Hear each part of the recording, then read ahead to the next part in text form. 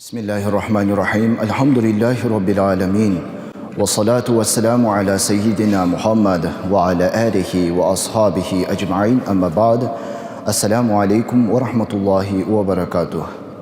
An Aisha radhiyallahu anha an Rasulillahi sallallahu alaihi wasallam, man ahdatha fi amrina hadha ma laysa minhu fahuwa raddun. Rawahu al-Bukhari wa Muslim. Айша анамыздан Алла Тағала одан разы болсын жеткен хадисте ардақты пайғамбарымыз Алла елшісі саллаллаху алейхи вассалам бұлай деп айтқандығы келтіріледі. Кімде-кім осы ісімізге, яғни дінімізге, оның негіздеріне сәйкес келмейтін бір жаңалықты енгізсе, онда ол қайтарылады, яғни қабылданбайды. Құрметті мұсылман бауырлар, қандай да бір істе, қандай бір амалды жасамас бұрын, қандай да бір істі естімес бұрын, оның шариғи түбін қарау керек. Ол Құранға сәйкес пе? Ол сүннетке сәйкес пе? Ол иджма, қияс дейтін үкімдерге сәйкес келеді ме?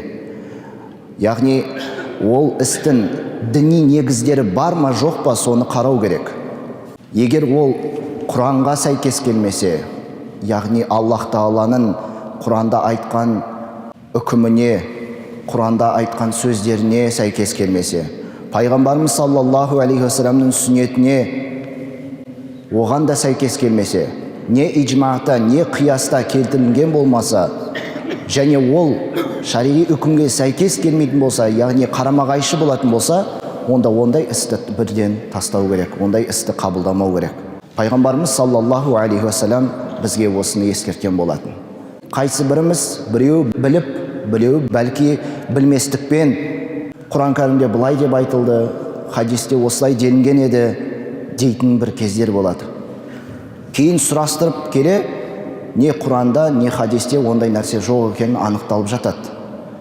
Сондықтан бір нәрсені айтпас бұрын, бір нәрсені істемес бұрын, оның түпкілікті түбірін, тамырын шариғатқа келеді ма, келмейді ма, соны анықтап алғанымыз жөн. Пайғамбарымыз Мұхаммад саллаллаху алейхи вассалам өзінің хадистерінің бірінде бұлай деп ескертіп айтты. Кімде-кім мен айтты деп менің атымнан жалған бір сөз өтірік айтса, онда ол өзіне тозақтан орын дайындай берсін деп қатаң ескерткен болатын. Міне осы нәрселерді ескере отырып, момын мұсылман өз ісінде, өз амалында барынша абай, сақ болғаны дұрыс. Егер Құран кәрімде айтылған болса, сүннетке сәйкес келген болса, болмаса иджмағпен қабылданып, қияспен келтірілген бір амал болса, оны момын мұсылман әрине қабылдайды, ол іске амал етеді, және ол істі іс жүзде атқарып, соны қабылдайды. Міне осыны ескеріп, біз барынша амалымызда, ісімізде, және біреуден бір мәлімет алған кезінде соны барынша тексеріп, түбіріне жетіп, біліп амал еткеніміз дұрыс болмақ. Аллах Тағала баршамыздың ниетімізді, істеген амалымызды қабыл етіп, тура жолға бастап, хақ жолынан адастыра көрмесін. Уахири дауана, анилхамдулиллахи раббил алямин. Алла разы болсын.